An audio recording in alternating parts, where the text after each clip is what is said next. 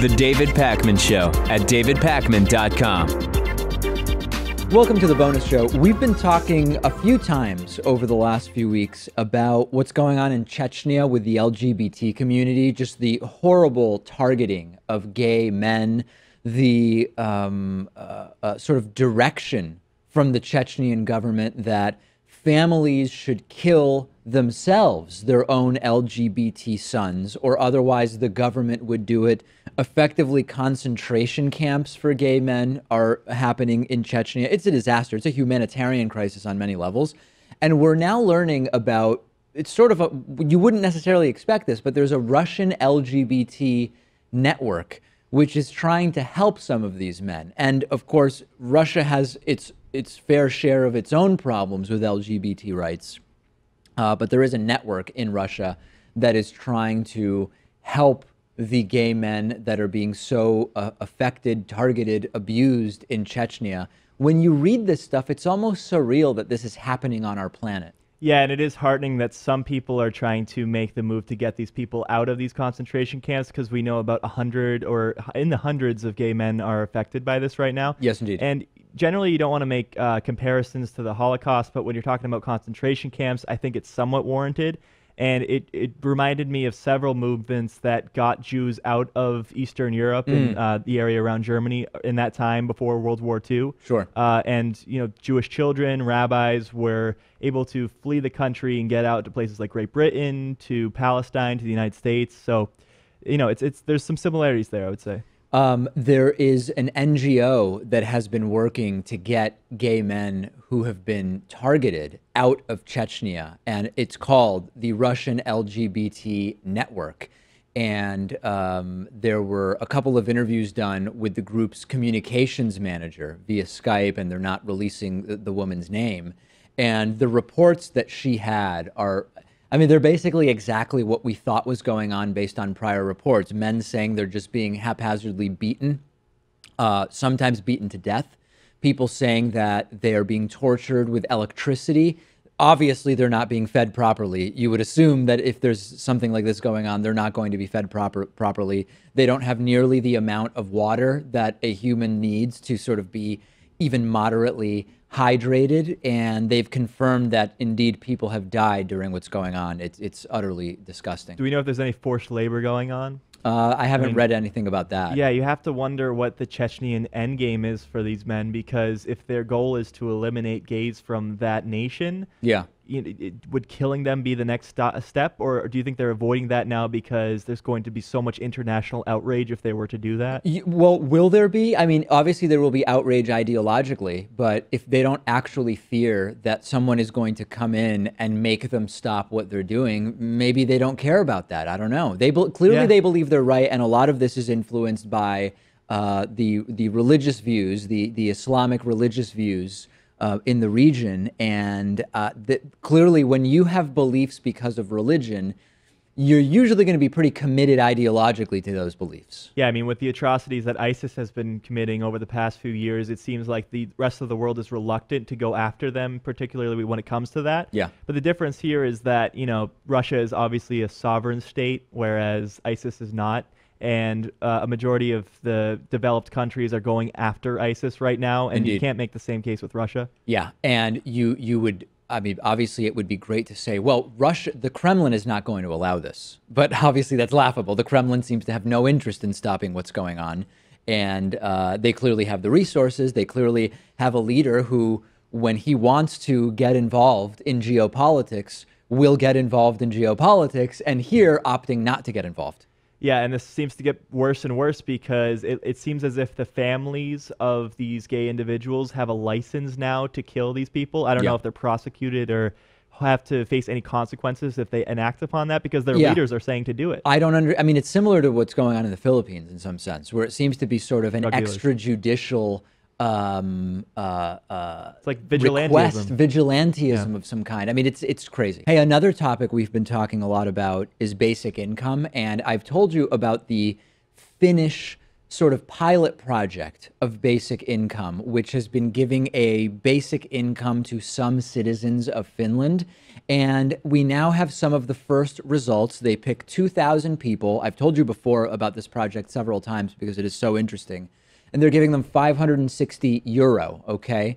And that's roughly, at current exchange rates, that's probably, I don't know, $525 or something like that. No, I'm sorry. The euro is worth more than the dollar. Yes, I'm sorry. So about 600. It's about a dollar. It's close now, yeah. It's pretty close. $650.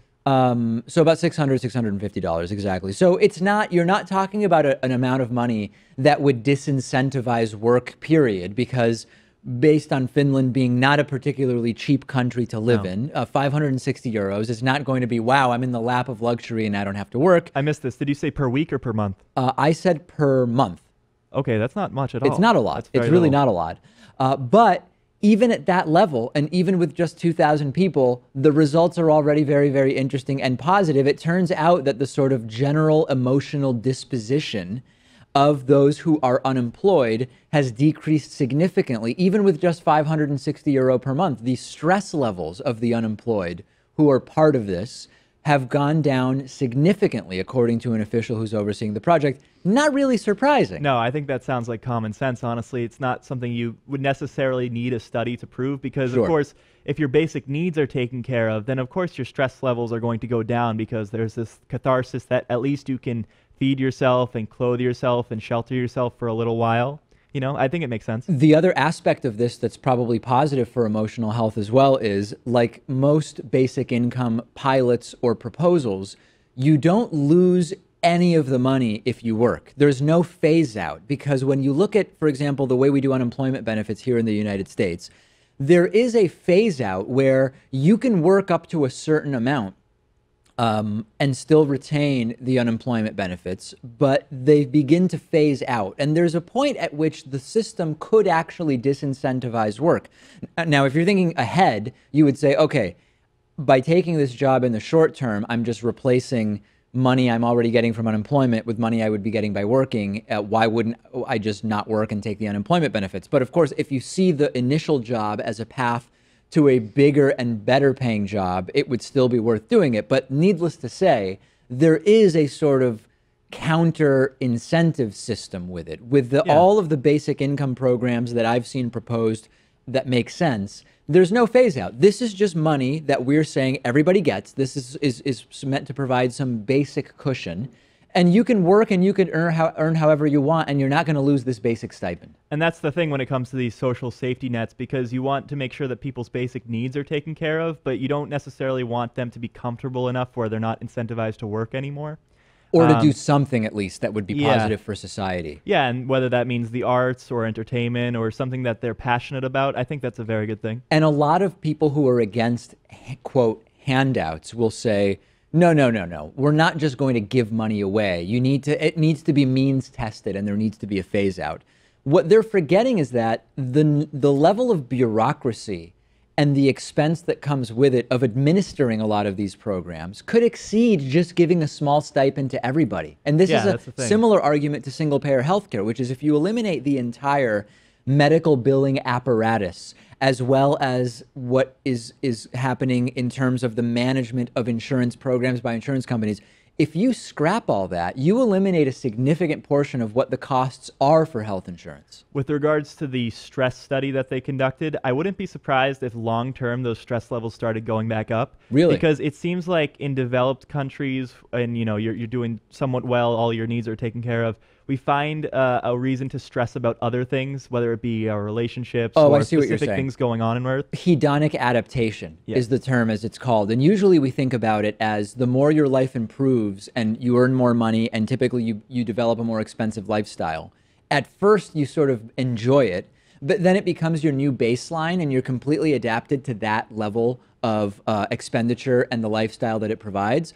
So you adapt, and then it becomes no longer as appealing to you and you need more. And what you're saying is sort of the reverse can also happen, which is you can lose the money or gain the money, but you're going to basically adapt to that level of living. I think that there's an exception, though, which is if you are below some minimum level of being able to support yourself, I think that there is less adaptation that takes place with that. I just think that stress is such a natural thing that we, evolved to have because that's beneficial to our own survival. Yeah. And, now that we live in a developed society where, that stress isn't attributed to, like I said before, getting attacked or, running away from a lion. Yeah, running away from a lion or just having to collect some grain because otherwise you're going to starve during the winter. Yeah. We still have that innate sense of stress, so No we doubt. have to attribute it to other things. Absolutely. So interesting what is going on with the Finnish basic income study. I will continue following it and reporting to you what is going on.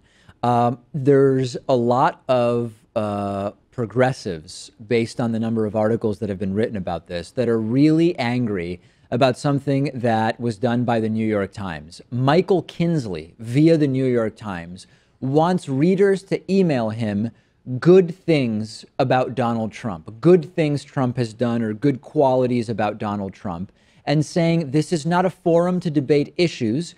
It's just a place to point out positive things Trump has done from the viewpoint of our readers.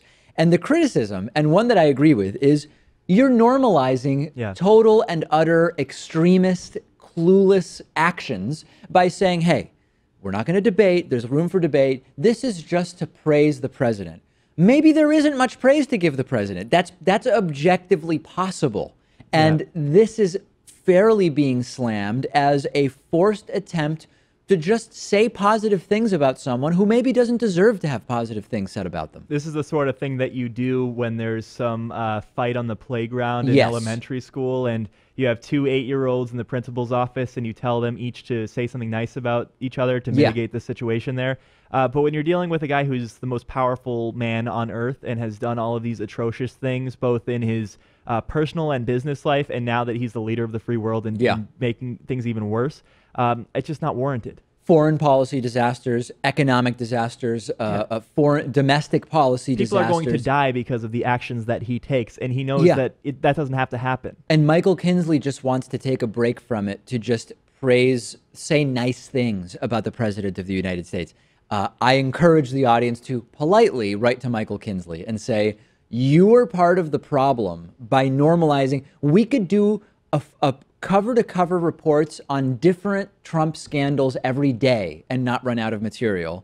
And you just want praise for President Trump. It's such a hokey thing, too. It's like in the last debate, I think it was, between Trump and Hillary Clinton. Yeah. Or maybe it was the town hall one. Someone asked to say something nice about your opponent. Yeah. And Hillary Clinton said that Trump has raised some nice kids. You're right, which is not really, It's not.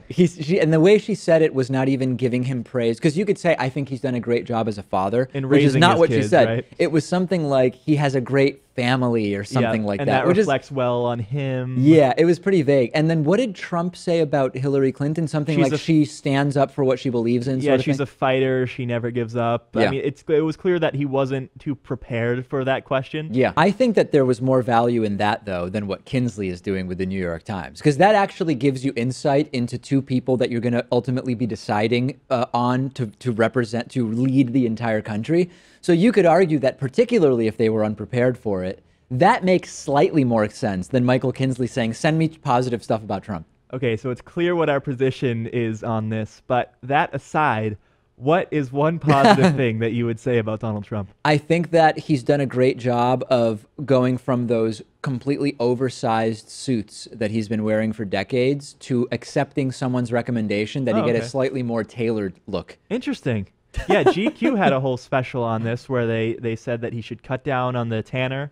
He should, change up his hairstyle, get rid of the comb over, slim suits, slim ties. So I didn't see it. Appearance is not one of those things that really cuts out a person's soul very much, but at least you were able to come up with something. I was able to muster that. And one other thing I could say is he hasn't gone after the LGBT community as aggressively as maybe he could have.